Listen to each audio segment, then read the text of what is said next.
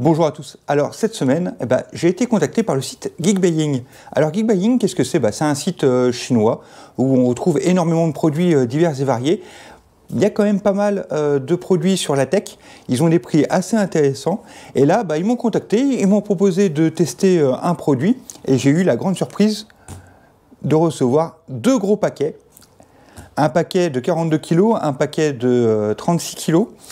Ça fait des gros bébés. On peut le voir, de toute façon vous le savez dans la vignette, je vous ai déjà montré le produit, mais on est sur de la batterie.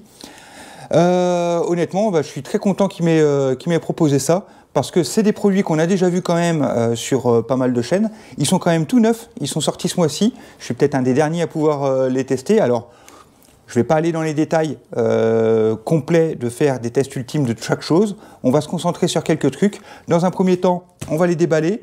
On va regarder un petit peu tout ce que ça contient, faire le tour du produit, et puis on le testera dans quelques situations intéressantes. Bon, du coup, j'ai fait une vidéo un petit peu longue, alors je me suis dit, plutôt que de faire une seule vidéo, je vais couper la vidéo en deux. Donc ici, dans cette vidéo, vous allez retrouver une première partie où je vais déballer les produits, et puis parler de toutes les caractéristiques qui sont vraiment importantes, parce que ce produit en a quand même quelques-unes qui sont vraiment chouettes. Et puis dans une seconde vidéo que je vais publier quelques heures après cette première vidéo, je vais l'utiliser de deux manières principalement différentes que je n'ai pas vu vraiment utiliser ailleurs. C'est-à-dire que je vais recharger ma voiture électrique avec, et puis aussi l'utiliser comme batterie secondaire sur mon installation photovoltaïque. Car elle en a la possibilité, et ça, c'est quelque chose qui m'impressionne assez. Donc ceux qui connaissent très bien le produit, je vous invite directement à passer à la vidéo partie 2.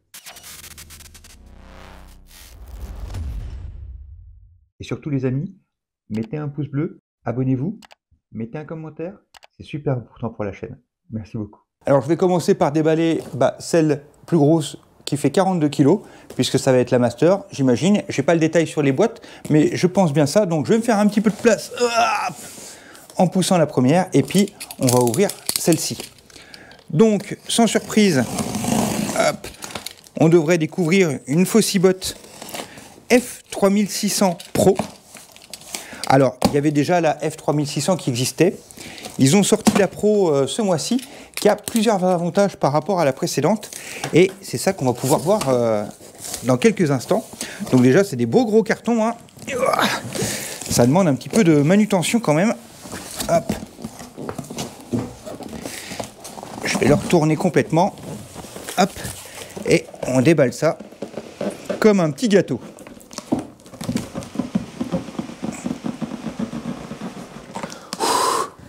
C'est du sport. Et voilà. Donc ça, je le pousse. Hop. Et on se retrouve. Je vais la remettre à l'endroit. Hop. Sur, comme je vous disais, la Fossibot F3600 Pro. Alors, à savoir que ils disent F3600, mais 3600, c'est pas la capacité de la batterie. Sa capacité, c'est 3800 kWh, et en fait le 3600 correspond à 3600 watts, c'est la puissance qu'elle est capable de délivrer. Alors c'est assez énorme, c'est assez important. Honnêtement, on va pouvoir utiliser quasiment tous les outils grâce à cette batterie, et ça c'est plutôt sympa, surtout si on n'a pas d'électricité à disposition sur secteur. Alors, si on regarde l'emballage, on a déjà pas mal d'informations sur la boîte. Donc on peut voir qu'on a une batterie assez importante, c'est du Life PO4. Alors à savoir que il lui annonce une possibilité de nombre de cycles de 6500. Alors 6500 cycles, c'est assez énorme. Ils disent que elle a une durée de vie de plus de 10 ans. Si on se réfère à 6500 cycles, si on fait un cycle par jour, c'est même presque 20 ans en fait qu'elle devrait être capable de fonctionner. Et ça, c'est plutôt un bon point. On a aussi du coup, là, ça, c'est une petite option qu'on va voir, parce qu'en fait, on peut lui adjoindre des batteries, puisque celle-ci fait 3840 Wh, et en fait, on va pouvoir lui additionner une autre batterie, et même une deuxième batterie, qui va pouvoir nous la monter à 11 540 Wh, ce qui veut dire une capacité qui est quand même assez phénoménale. Bon, on ne montera pas en puissance, on restera à 3600, mais par contre, ça donne une capacité qui est vraiment assez importante, et on le verra, ça peut avoir des usages intéressants. Bon, nous, en l'occurrence, Geekbuying m'a envoyé une batterie secondaire, donc on sera à 7680 Wh pour la capacité que je pourrais utiliser de mon côté. On a aussi ici, alors ça c'est intéressant, on ne l'avait pas sur la F3000 et on l'a sur la F3600 Pro, c'est qu'on a une sinusoïdale pure. Alors, qu'est-ce que ça permet, cette petite chose? Eh bien, encore une fois, ça veut dire qu'on va pouvoir l'utiliser de manière sécuritaire sur beaucoup d'appareils, sans risque. Et ça veut dire aussi que, par exemple, on peut recharger sa voiture électrique avec. Alors, vous allez me dire, si on additionne les 3 batteries, on n'est qu'à 11 kg, hein, finalement, Wh. C'est peut-être pas assez pour des batteries qui font 64, etc. Mais là, par contre, ça peut peut-être être intéressant. C'est notamment sur les plugins qui ont des batteries plus autour de 10 kWh, qui fait que du coup, avec ces batteries, on va pouvoir quasiment les recharger. Imaginons, hein, et ça c'est une utilisation qu'on pourrait avoir, hein, on a un garage où il n'y a pas d'électricité, on met ces batteries sur des panneaux solaires, et hop, elles rechargent la journée, on rentre le soir, on les décharge dans la voiture, et on se retrouve avec notre plugin qui est complètement chargé. Ça peut être intéressant. Sinon, on a aussi une fonction UPS. Alors ça, c'est aussi sympa. Donc, il nous annonce que cette fonction UPS, elle va avoir un delta de 10 millisecondes, ce qui est vraiment très peu, hein. On va faire le passage de l'un à l'autre très rapidement, si on a une coupure de courant. Et puis, on va pouvoir avoir un maximum de puissance de 2540 watts. Donc, attention, on ne pourra pas non plus y mettre toute la maison et se sécuriser. Mais par contre, on pourra y mettre quelques appareils qui nous permettront de pouvoir avoir une sécurité en cas de coupure de courant. Et ça, c'est aussi plutôt une chose qui est intéressante. Si au final, rien qu'en voyant ce petit morceau-là, on voit qu'on a énormément de possibilités et que finalement, cette batterie, elle est déjà bien complète. Alors bon, en dessous, on retrouve quelques données sur les caractéristiques et les connexions, mais ça, on verra en regardant plus en détail le produit une fois qu'on l'aura déballé. Et quant à l'autre côté, vous voyez, il nous montre une photo de la batterie F3600 Pro avec les deux add-ons qu'on peut lui adjoindre, et puis il nous montre les câbles avec lesquels c'est fourni. Donc on va avoir un câble pour les panneaux solaires, on va le voir, un câble pour recharger dans la voiture, et puis un câble pour recharger sur secteur. Mais ça, pareil, quand on déballera, on va s'attarder un petit peu plus sur tout ça. Donc maintenant, je vous propose qu'on ouvre et qu'on la déballe. Ça va être encore un petit peu physique.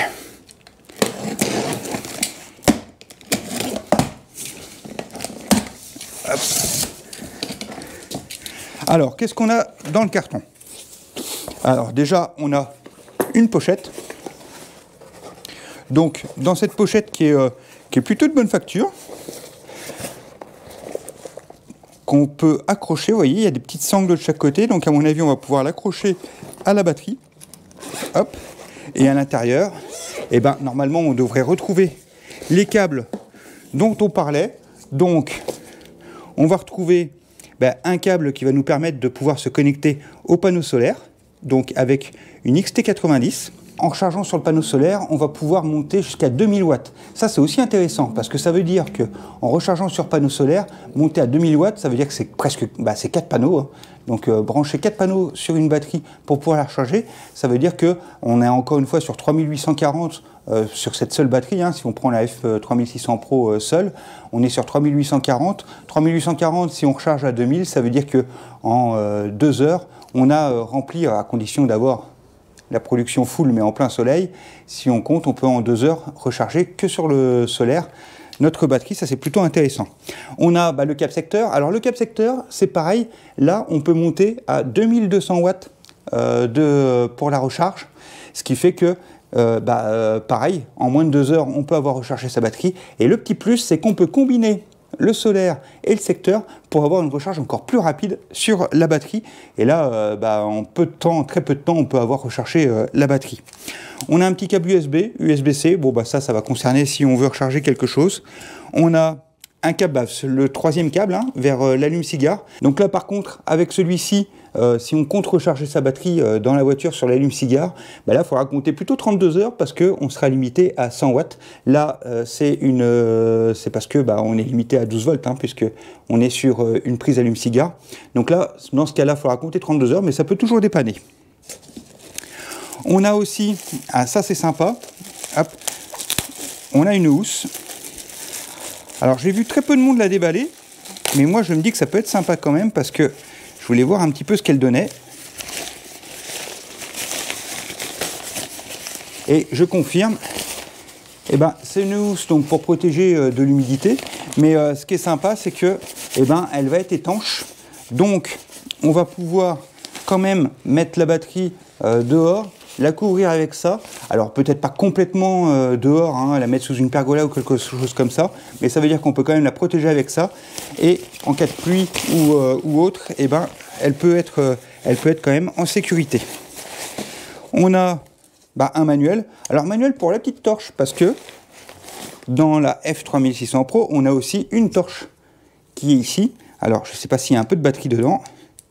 Non, il n'y a pas de batterie, mais on a un petit bouton. On a une torche principale, une petite barre LED en plus, et puis elle est magnétique, mais ça on va le voir quand on me la mettra dans la batterie.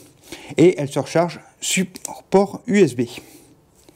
Hop, on a donc un petit manuel pour la lampe de poche, et puis on a le manuel de la F3600 Pro, qui est d'ailleurs en français aussi, mais pareil, ça on va aller un peu plus en détail quand on déballera complètement la batterie, ce qui va se faire tout de suite. Donc je mets ça de côté, hop, je mets la petite torche aussi, qui est d'ailleurs, qui pèse son petit poids quand même, hop, et on va aller sortir le bébé, hop. Alors, elle est très bien protégée, hein, mais vaut mieux parce que c'est quand même, encore une fois, quelque chose d'assez lourd. Et elle est ici. Hop.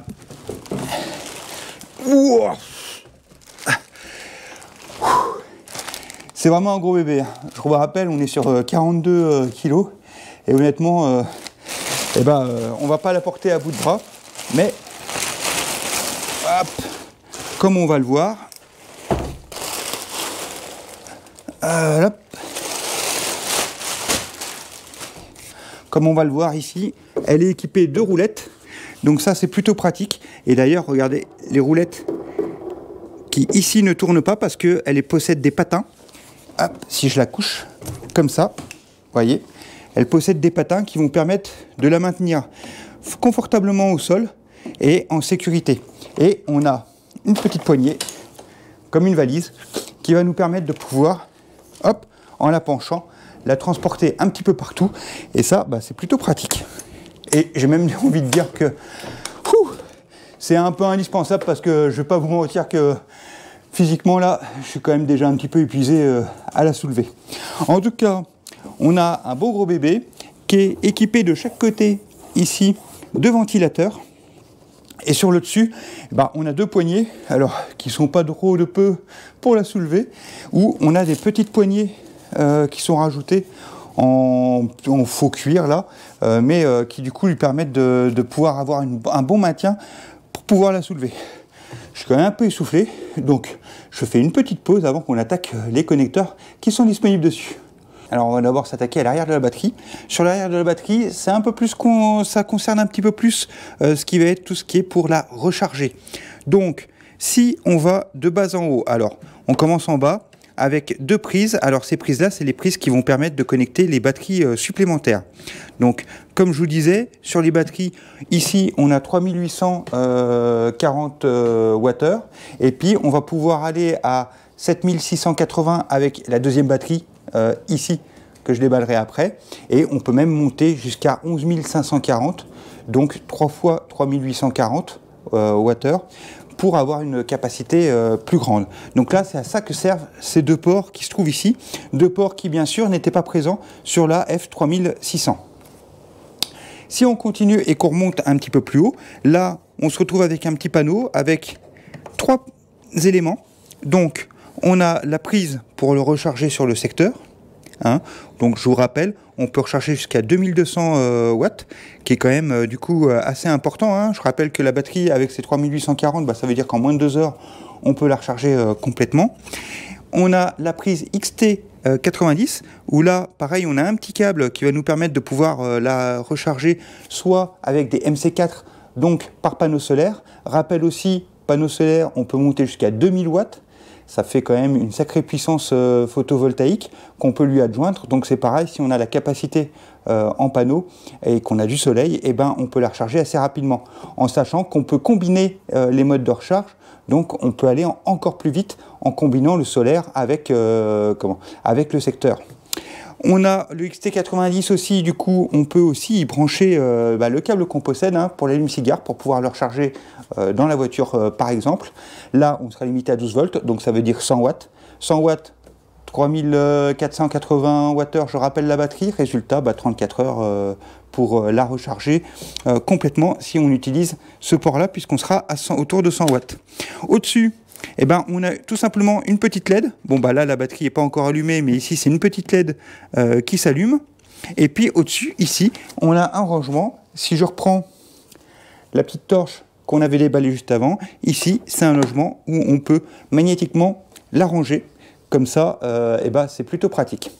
Un tout petit inconvénient, petit détail, mais cette batterie, cette torche, elle se recharge en USB-C. USB-C qu'on sera obligé de connecter pour recharger. C'est pas ici, il n'y a rien qui permette de pouvoir la recharger. Donc c'est magnétique, mais c'est pas par induction.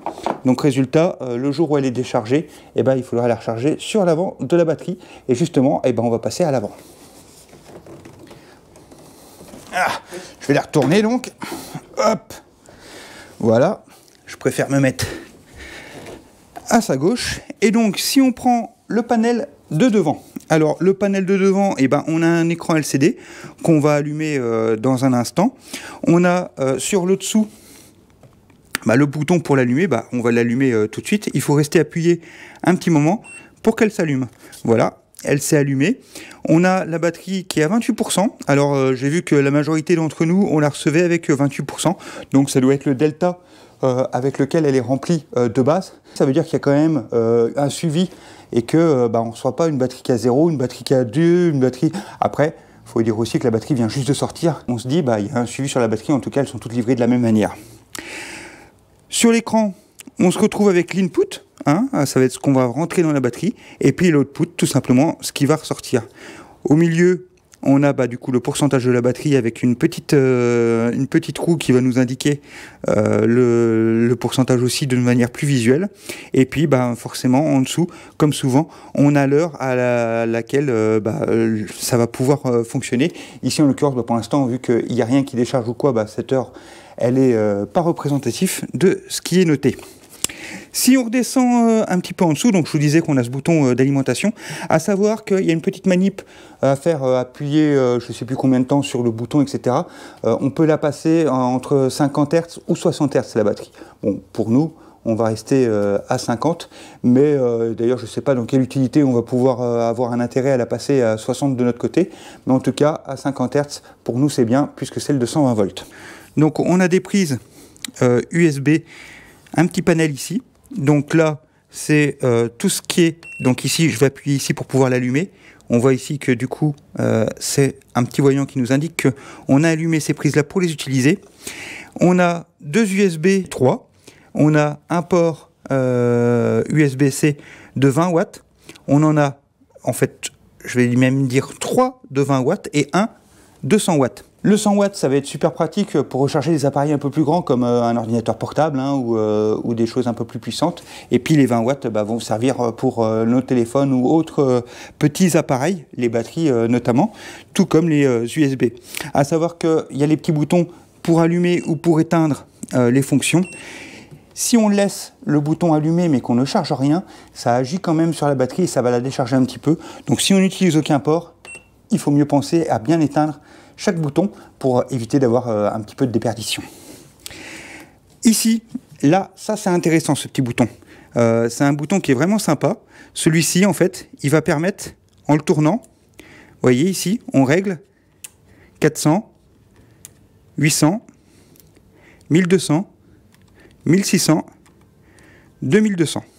En fait, on a ces petites plages qui vont permettre en fait de régler la charge de la batterie. Et ça, c'est un bouton que je trouve plutôt sympa C'est Fossibot, c'est beaucoup sur les Fossibot en fait, et ça va permettre de pouvoir réguler. Hein. Des fois, si on va être sur une prise où on n'est pas sûr du circuit où on est, hein, comme sur une voiture électrique où on choisit de recharger en 6, 8 ou 10A par sécurité, et bien ici c'est la même chose. On peut régler la puissance de charge. Si on est sur une prise où on a un petit doute, et ben faut peut-être mieux la charger à 400 ou 800, et comme ça elle se bride elle-même pour être sûr de ne pas avoir de soucis. Et puis si on a envie de la recharger lentement ou aussi rapidement, parce que des fois ça peut être intéressant de la recharger aussi plus lentement, encore une fois ça lui fera du bien pour lui maintenir une durée de vie plus longue si on ne recharge pas tout le temps à 2200 watts. Ensuite, donc là en dessous on a la partie DC, donc pareil, petit bouton pour l'allumer, hein, et ici on se retrouve avec un allume-cigare et on sera à 12 volts ou 10 ampères. À côté on a deux petites prises 12 volts ou 12 volts. On a deux petites fiches 12 volts. Et puis on finit sur le côté par un XT60. XT60 qui va nous permettre aussi de pouvoir lui adjoindre des câbles pour recharger, pour se décharger sur d'autres méthodes. Alors honnêtement, ce XT60, je ne sais pas trop l'utilité exacte parce que j'ai jamais eu à l'utiliser. Ce que je vais faire, moi, c'est que je vais déjà vous en parler, mais donc dans les tests, j'aimerais bien la tester puisqu'elle est prévue avec son onde sinusoïdale stable. On peut recharger les voitures électriques, donc je vais fatalement la tester sur ma voiture, sur la MG4. Autre chose que j'aimerais bien tester, c'est que je ne vous l'ai pas encore fait en vidéo et du coup je sortirai cette vidéo plus tard, ou peut-être même pas parce que c'est un produit que maintenant je pense que vous êtes la majorité à connaître, mais j'ai un Power Stream que j'ai acheté, là en ce moment ils sont pas très chers. Donc le Power Stream d'EcoFlow, je vais l'utiliser parce que j'ai vu qu'on pouvait le faire avec l'allume-cigare pour pouvoir faire une décharge constante. Du coup on est limité en 12 volts, donc ça sera du 100 watts, pour faire une décharge de 100 watts vers la maison. Et ça, c'est une chose que j'ai vue dans une autre vidéo où je trouvais ça sympa. Ça veut dire que, on utilise l'EcoFlow finalement, qui va être juste là pour renvoyer sur le réseau une décharge de la batterie constante. Apparemment, ça marche bien. Donc ça, c'est une chose qu'on va regarder parce que pour moi, ça va être une des utilités qui peut être vraiment aussi très intéressante. Et puis la XT60, j'ai acheté un câble sur Amazon que je vais recevoir, XT60 vers MC4. J'aimerais bien tester, il paraît que ça marche pas, d'autres m'ont dit que ça marche pas, ou certains répondent pas dans les commentaires quand d'autres personnes posent des questions sur d'autres vidéos. Moi je me suis dit, on va le tester, on va voir ce que ça donne. Donc c'est peut-être pas recommandé, j'en sais rien, ça va peut-être pas marcher ou ça va marcher. Je vais brancher un XT60 vers MC4 que je brancherai à un micro-onduleur. Comme ça, je vais tester de recharger la batterie avec un panneau solaire, et puis de ce côté-ci, de tenter de décharger avec l'XT60 la batterie après sur un micro-onduleur, un Noisemiles pour ma part, vers la maison aussi. On verra si ça marche ou ça marche pas. Il paraît que ça marche pas. Ensuite, hop, je réteins et pareil, on a encore un petit bouton pour allumer les prises. Et ici, pour le coup, on a les 3 prises de 120 volts classiques qui vont nous permettre d'avoir une puissance totale de 3600 watts. 3600 watts répartis sur les 3 prises. Hein. D'ailleurs, il y a une chose que je ne vous ai pas montré derrière. Je vais vous remettre une petite photo sûrement. Mais à côté je vous ai présenté la prise et puis le XT90. Et à côté, on avait un petit bouton. J'ai oublié de vous en parler. Mais c'est un petit fusible pour réamorcer au cas où on ait dépassé les 3600 et qu'on ait mis la batterie en défaut. Ça permet de pouvoir la réenclencher pour la refaire fonctionner. Alors, je ne vais pas la tester tout de suite, je vais la réteindre. Hop, parce que je vais la mettre en charge, parce qu'on ne l'utilise pas avant de l'avoir chargée complètement. C'est dans les précautions d'usage. Donc ce qu'on va faire, c'est on va d'abord la charger et on l'utilisera plus tard. Donc ce que je vous propose maintenant, c'est qu'on va déballer son extension. Ça devrait être assez rapide hein, parce qu'au final, la batterie ne devrait pas avoir beaucoup de choses parce qu'on n'aura pas toutes ces connectiques qui sont ici. J'ai vu, il y a un système de décharge qui est plutôt bien fait hein, entre les deux batteries, enfin de recharge qui est plutôt bien fait entre les deux batteries, c'est-à-dire que si on recharge quand les batteries toutes les deux sont connectées, si on recharge, il y aura une répartition homogène de la recharge sur l'ensemble des batteries. Moi, du coup, ce que je veux faire ici, puisque chaque fois que j'ai vu des vidéos, tout le monde branchait tout et puis le chargeait, moi, je vais d'abord recharger la batterie principale, la F3600 Pro, complète, et puis après, je lui adjoindrai la batterie secondaire que je rechargerai dans un deuxième temps pour voir comment elle se comporte. Parce que bien souvent, on peut acheter une batterie et puis acheter une extension plus tard. C'est là aussi l'intérêt, hein, c'est la modularité qu'on peut avoir. Donc moi, je préfère partir dans cette configuration pour faire mon petit test de départ. Encore une fois, vu qu'il y a eu pas mal de vidéos là-dessus, essayons d'autres petites choses. Donc c'est parti, on déballe l'extension. Alors honnêtement, cette extension déjà, mine de rien, elle est quand même déjà beaucoup plus légère. Donc ça, c'est un bon point. Bien qu'elle fasse quand même ses 36 kg. Hein. Hop là. Oh, ça y est, on a accouché. Donc on sort. Ici, du coup, on n'a pas la pochette. Hein. On a exactement le même emballage. Donc ici, on aurait eu la petite torche si on avait été sur la F3600. Ici, du coup, on est sur l'extension. Donc on a un petit manuel où c'est marqué FB 3840, puisque c'est finalement le manuel de l'extension. À mon avis, il n'y aura pas grand-chose à voir là-dedans, puisque ça devrait être assez simple. Alors, si elle est un peu plus légère, hein, elle en reste quand même pas moins lourde. Bon, elle est quand même plus légère. C'est quand même plus facile de la porter.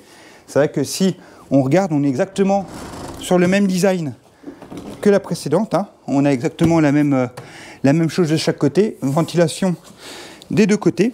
La seule chose, c'est comme je vous disais, sur le panneau avant, et là, ici, on n'a plus rien du tout. Et puis, hop, pareil, hein, on a la petite poignée. Et à l'arrière, d'ailleurs, c'est un peu plus, on sent que c'est un peu plus vide. Hein. Quand on tape, on sent un petit peu vide, que ce soit à l'avant ou à l'arrière. Cette batterie, qu'est-ce qu'on a de différent d'autres? Donc avant de s'attaquer aux deux panels de chaque côté, on a sur le dessus une petite trappe où on a tout simplement le câble pour connecter les deux batteries. Alors, il y a des petits boutons dessus pour que ce soit bien connecté. Et puis le câble, vous le voyez, il est quand même vraiment très épais. Hop. On va s'attaquer tout de suite à la face avant. Face avant, on va se retrouver avec, ici, avec un XT60. Et puis, ici, un USB, un USB-C et un USB classique. Je vais l'allumer quand même, voir. Normalement, en théorie, on devrait être à 28%. Bon, on est à 29%, donc tout ce qui est plus logique. On a l'input et l'output, donc on a les mêmes informations que sur l'autre batterie. Je vais la réteindre. Hop. Et puis, concernant l'arrière, l'arrière, on a tout simplement juste le port à l'arrière qui va permettre de la connecter à la batterie principale. Voilà, on a déballé les deux produits. Je vous en ai fait un petit peu le tour. J'ai repris un petit peu ma respiration parce que c'était quand même très physique de sortir ça tout en vous faisant la présentation dans la foulée. Suite de la vidéo. Avant toute utilisation, on doit recharger les batteries. Donc, comme je vous ai dit, je vais commencer par charger la F3600 Pro. Dans un second temps, je vais recharger la FB 3840, hein, l'extension de la F3600 Pro. Et puis, une fois qu'on aura fait ça, on va déjà aussi, avant toute chose, installer l'application. Parce qu'il faut savoir que cette batterie de Fossibot, elle a une application dédiée qui va lui permettre de pouvoir faire différents réglages. Donc on va aller un petit peu voir tout ça. Ça peut être très pratique et on va voir ce que ça donne. Donc on connectera l'application à la batterie. Et puis ensuite, on fera quelques situations. Je vais réfléchir dans quelles situations elles peuvent être le plus pertinentes aussi. À mon avis, ça peut être pratique dans une cabane et je vais même vous avouer que je vais voir à l'utilisation. Mais cet été, l'hiver dernier, j'ai tiré et creusé une tranchée de 40 mètres dans le jardin pour pouvoir alimenter une cabane en électricité. Et en fait, si j'avais eu ces petites bestioles à ce moment-là, je suis pas sûr que ça aurait été nécessaire en fait, parce que peut-être que ça aurait suffi pour mettre un ou deux panneaux dessus, les recharger et puis avoir de l'électricité dans cette cabane sans avoir à creuser une tranchée de 40 mètres. Bon voilà, dans mon cas c'est fait, mais au jour d'aujourd'hui, avec ces batteries, j'avoue que je me serais posé la question de le faire ou pas. Donc je vais brancher la batterie sur le secteur, hop, ici, et puis je vais la brancher là, hop. On va regarder du coup devant ce que ça donne, hop. Et ben elle s'est allumée automatiquement et elle s'est mise directement en recharge. Donc avec un input, parce que là, eh ben, je suis réglé à 400. Donc en théorie, elle va monter et elle va s'arrêter à 400 ici. 600, 800, ah bah non, elle monte. Elle monte en charge. Alors, ah bah c'est parce que je suis à 1200. Voilà, je pensais que j'étais à 400, mais non, en fait, j'étais réglé à 1200. Donc c'est pour ça qu'elle montait jusqu'à 1200 en charge. Et d'ailleurs, du coup, elle reste et elle se stabilise à 1200. Elle nous indique, en toute théorie, ici, il y a le supercharge qui s'est allumé et elle nous met 3 heures de recharge. J'ai bien envie de descendre à 800 et on va regarder ce qu'elle nous met en temps de recharge. Donc elle va redescendre pour se caler à 800 et elle nous indique donc 4 heures maintenant de recharge. Étant donné que là moi je vais la laisser toute la nuit chargée, je me dis qu'au final si je la mets à 400, et ben ça sera largement suffisant. Donc je vais la redescendre à 400. C'est assez sympa que ça fonctionne directement tout seul, hein. Et j'aime bien le fait qu'elle se soit allumée directement en la branchant. Ça, je trouve que c'est plutôt pratique. J'avais un doute, je me suis dit je vais la brancher, peut-être qu'il va falloir l'allumer avant, mais non, elle s'est automatiquement allumée pour se recharger. Et donc ici, bah, fatalement, forcément, j'ai mis 400, donc elle va mettre 8 heures en passant de 29% pour arriver à 100%.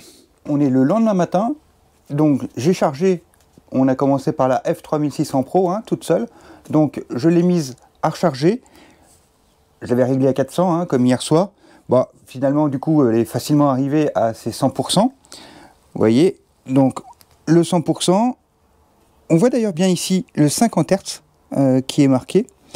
Et on voit le petit logo ici, hop, juste là, qui nous montre qu'elle est branchée encore au secteur. Alors, on va faire deux choses avec. Déjà, première chose que je voulais vous dire, un petit truc que je trouve dommage, c'est que autant elle était éteinte dès que je l'ai branchée sur le secteur hier soir, elle s'est allumée automatiquement. Autant là, une fois qu'elle est chargée à 100%, eh ben, elle ne s'éteint pas automatiquement, elle est restée allumée. Restée allumée alors que j'ai aucun port qui est allumé, donc elle aurait pu très bien se mettre en veille ou s'éteindre. Ça, on va voir si on a des possibilités dans l'application, qu'on va installer d'ailleurs dans un instant. Pour le moment, eh ben, ce que je vais faire, c'est que je vais déjà brancher quelques trucs dessus. Donc, juste bêtement, j'ai mon Apple Watch et un iPhone qui sont à brancher en USB-C. Elles ne sont pas chargées, on est le matin. Je vais les charger pendant une petite heure avant d'aller au travail.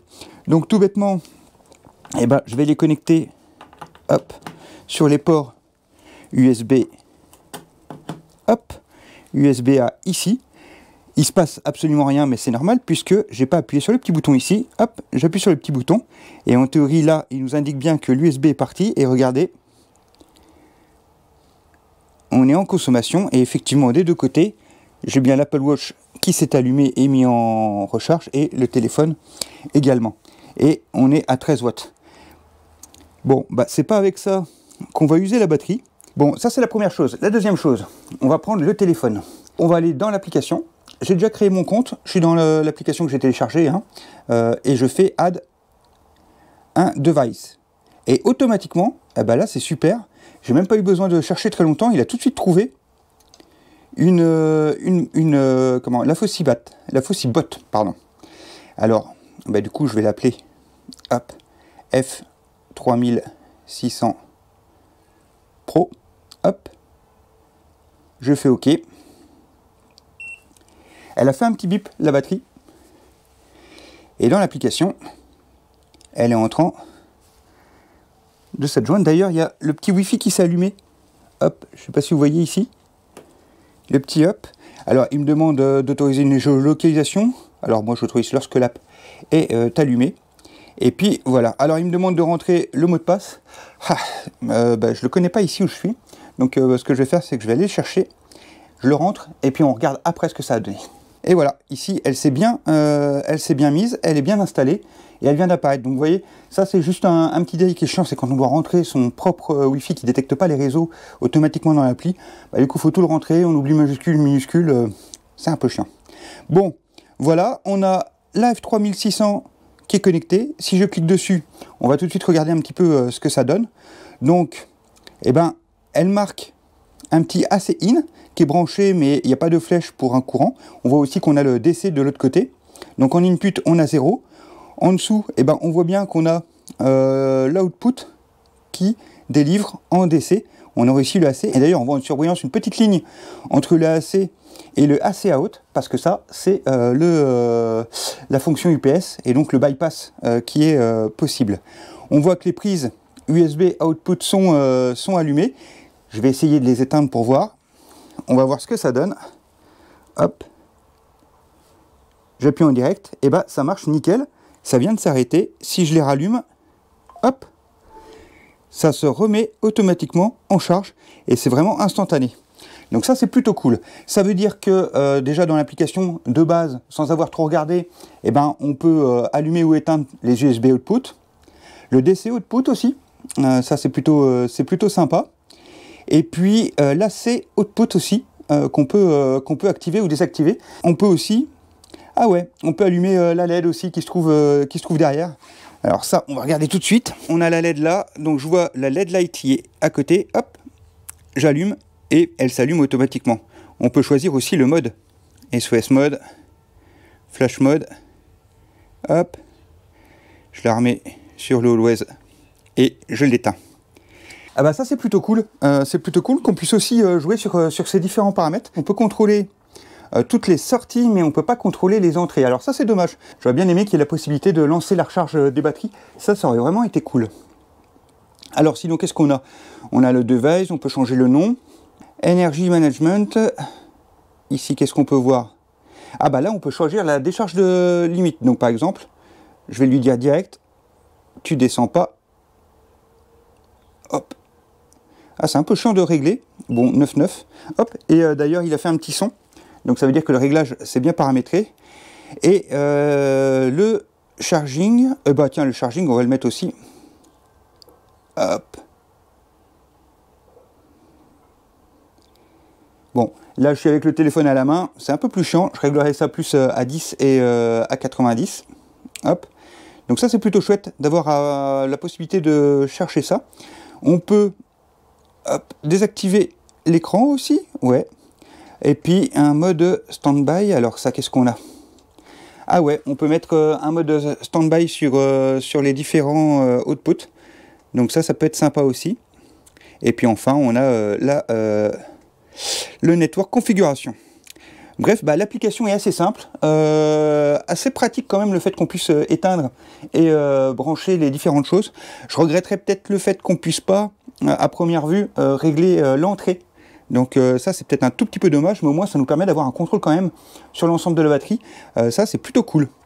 Alors on est quelques jours plus tard et j'ai branché, donc j'avais rechargé complètement la Fosibit F3600. Pour l'instant, encore une fois, toute seule, et je l'ai branché sur, j'ai débranché ici ma prise, et puis j'ai branché la multiprise ici, qui en fait alimente les appareils du chat, la box TV, l'Amazon, la télévision, et du coup, depuis ces 2 jours et demi, j'ai fait une soirée télé, où j'avais la télé allumée, plus le reste des petits appareils qui restent toujours un petit peu en veille.